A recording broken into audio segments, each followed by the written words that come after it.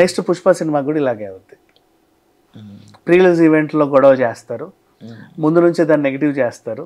ఈ సినిమా పోతుందేమో, అట్లా అవుతుందేమో, ఇట్లా అవుతుందేమో అని చెప్పి డైరెక్టర్ భయపడుతున్నాడు, వాళ్ళు భయపడుతున్నారు, వీళ్ళు భయపడుతున్నారు అని వార్తలు రాస్తారు. హీరోకి డైరెక్టర్కి వీళ్ళకి గొడవలు పెట్టేస్తారు. చెప్తున్నాను చూడు ఎలా ఉంటుందో. తర్వాత ఫస్ట్ డే ఫస్ట్ షో రోజు అందరు బాలేదు అనుకుంటూ వచ్చే గ్రూపులు కూడా ఉంటాయి. దేవరకి 1 వీక్ చాలు కదా నన్ను అడిగితే, మోర్ దెన్ ఇనఫ్. వీకెండ్ కూడా చాలా చెప్పాలి అంటే. అండ్ సినిమా నిజంగా చాలా బాగుంది, కావాలని పాడు చేశారు. ఒక్కసారి వెళ్ళి సినిమా చూస్తే అర్థమవుతుంది ఎవరికైనా. ఇలాంటి కైండ్ ఆఫ్ ప్లాన్స్ ఉంటాయా? బంగారంలా ఉంటాయి.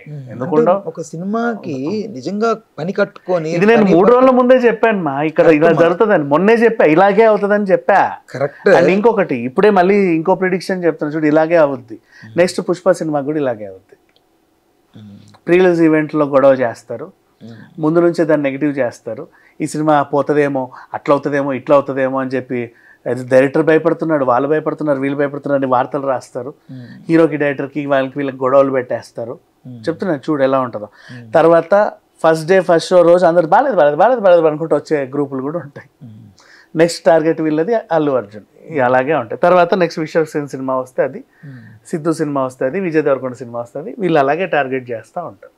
It happens. నేను ఎప్పటి నుంచో చూస్తానే ఉన్నా. Gaami cinema, Vishwaksen Gaami cinema, it's nothing but అది అవార్డ్ ఓరియంటెడ్ సినిమా. ఆస్కార్కి కొంచెం అటు ఇటు ఏమైనా డిస్టర్బెన్స్ ఉంటే ఏమన్నా అనుకో, క్రౌడ్ ఫండెడ్ కాబట్టి ఏమైనా మిస్టేక్స్ ఉండొచ్చామో, కానీ ఇంచుమించు ఆస్కార్ లెవెల్ అవార్డ్స్ ఎన్ని ఇచ్చినా తక్కువే సినిమాకి. అంత నచ్చింది.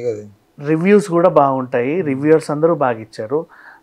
అండ్ సినిమాలో ఉన్న ఎలిమెంట్స్ అలాగే ఉన్నాయి. వాడు క్రౌడ్ ఎక్కడెక్కడ డబ్బులు ఎరగొచ్చి 6 ఏళ్ళు కష్టపడి అంత బాగా తీశారు దాన్ని. అంటే ఒక సబ్జెక్ట్ అంత ఇదిగా ఉంది. దీన్ని ఏం చేశారంటే కావాలని బుక్ మై షోలో అదేంటిది నెగిటివ్ రేటింగ్స్ ఇచ్చి 2.1, 2 రేటింగ్ 1.1 ఇచ్చి దాన్ని తీసేయించారు థియేటర్స్ నుంచి. ఎందుకు తీయించారు అంటే, చూడండి రా 6 కోట్లు పెట్టి ఎంత పెద్ద సినిమా తీశారో, 40 కోట్లు 80 కోట్ల బడ్జెట్ లా కనబడుతుంది. అది పెద్ద నిర్మాతలు దీన్ని చూసి నేర్చుకోవాలి అన్నందుకు, ఓన్లీ దీన్ని చూసి మేము నేర్చుకునేది ఏంది, అసలు అది లేకపోతే నేర్చుకోవాల్సిన అవసరం ఉండదు కదా అని తీయించేశారు దాన్ని. ఇన్ని రాజకీయాలు ఉంటాయి, సరే ఆ రాజకీయం మనకెందుకులే. కానీ ఇప్పుడు ఓవరాల్గా దీంట్లో ఉన్న ఇంకో ప్లస్ పాయింట్ గురించి మాట్లాడుకుంటే, ఫస్ట్ నెగిటివ్ అయి తర్వాత ప్లస్ అయిన పాయింట్ ఇది. అనిరుద్ధ్ అసలు ఆ కాపీ పాటలు ఏంటి, ఆ పాటలు ఏంటి, ఈ పాటలు ఏంటి అని మొన్నటిదాకా పాటల గురించి అనుకుంటే, ఫస్ట్ అసలు మినిట్ నుంచి ఎండ్ వరకు సినిమాల తెర మీద ఒక హీరో ఉన్నాడు ఎన్టీఆర్ అంటే, తెర వెనుక హీరో అనిరుద్ధ్. కరెక్ట్. అలా నిలబెట్టాడు బీజిఎం, ప్రాణం పోసాడు దీనికి. నెక్స్ట్ అలాగే ఇంకో పాజిటివ్ పాయింట్ రత్నవేలు. ఆ విజువల్స్ ఎంత బాగున్నాయి అంటే, ఆ కోస్టల్ ఏరియా అవి కానీ, మిగతా ఎక్కడైనా నైట్ షూట్స్ విజువల్స్ కానీ నిజంగా చాలా బాగా తీశాడు. అండ్ తర్వాత ఇంకొక ప్లస్ పాయింట్ ఏంటంటే డైలాగ్స్. మన కొరటాల డైలాగ్స్లో ఏదో మాయ ఉంటుంది.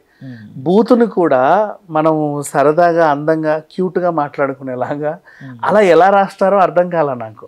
ఇప్పుడు ఏంటి దాని బాధ నీకేం తెలుసక్క, నీకేంటి పెళ్ళి అయిపోయింది, మొగుడు ఉన్నాడు, అన్నీ చూసేసావు నీ జీవితంలో, పాప మీద ఇప్పుడే వయసుకు వచ్చింది, దాని బాధ నీకేం తెలుసా, ఇంత మాట్లాడే ఒక డైలాగ్ని 2 లైన్స్లో 2 లైన్స్లో నీకేం తెలుసక్క, చాపెక్కిన సంవత్సరానికే పెళ్లి చేసి మంచం ఎక్కిచ్చారు నిన్ను, దాని బాధ నీకేం తెలుసా, 2 డైలాగులతో. అది బేసిక్గా బూతే చెప్పాలి అంటే, కానీ దాన్ని ఎంత క్యూట్గా చెప్పారో చూసావా. మొగుడైన వాడు నచ్చినా నచ్చకపోయినా నచ్చినోడు వచ్చినోడు నచ్చడు, నచ్చనోడు వస్తాడు అనే ఆ డైలాగ్ కూడా, దీపాల ఆర్పేర్ డైలాగ్ కూడా చాలా క్యూట్గా ఉంది చెప్పాలి అంటే. అది బూతే, బట్ ఇంత బాగా చెప్పొచ్చా బూతుని కూడా అనేది కొరటాలకు దక్కింది అసలు. అది చూడు, అది బేసిక్గా. అండ్ హీరోయిన్ ఉంది అంతసేపు అయినా సరే ఉన్నంతసేపు బాగుంది అమ్మాయి. అండ్ నెక్స్ట్ ఏదనిపించింది, ఓకే అనిపించిందా జాహ్నవి కపూర్? పర్వాలేదు, ఇట్స్ ఓకే. నాకు టు బి ఫ్రాంక్ చెప్తాను, నాకు ఎందుకు ఒక నాట్ ఆ ఫేస్ కనపడుతుంది ఫస్ట్ నుంచి అనిపించింది. ఎందుకు అంటే యాక్చువల్గా సినిమాలో డిసప్పాయింట్మెంట్ అంటే, ఈ హీరో ఎన్టీఆర్, హీరోయిన్ జాహ్నవి అనుకొని వస్తారు. ఆమె ఫస్ట్ హాఫ్ అంతా ఉండదు, సెకండ్ హాఫ్ కూడా అసలు ఉన్నానో లేదో తెలియదు అన్నట్టు ఉంటుంది. ఏదో టైంకి ఇక అమ్మ ఇప్పుడమ్మా బయటికి రా, లేకపోతే అసలు నువ్వు లేవు అనుకుంటాననే టైంకి వచ్చింది. వచ్చిన తర్వాత ఎప్పుడు వెళ్ళిందో తెలియదు, అట్లా వెనక నుంచి అట్లా ఇట్లా ముసుకేసుకుని వెళ్ళిపోయింది. ఒక్కసారి వచ్చి సో నేను అదే చెప్తున్నాను కదా, ఈ ఫోబియాల వల్ల మనకు అవి క్యారెక్టర్స్ ఎక్కువ అంతే. బట్ ఉన్నంతసేపు బాగుంది. Please do subscribe to Telugu Rajyam channel. Please do subscribe to Telugu Rajyam channel. Please do subscribe to Telugu Rajyam channel. Hi అండి, నేను మీ ఆర్పీని, నెల్లూరు పెద్దారెడ్డి చేపల పులుసు ఓనర్ని. మీరు తెలుగు రాజ్యం అనే ఈ యూట్యూబ్ ఛానల్ సబ్స్క్రైబ్ చేసుకుని మంచి మంచి వీడియోలతో వస్తారు. Thank you so much. Hi people, I'm Sonakshi Verma and you please watch Telugu Rajyam and please subscribe to the channel.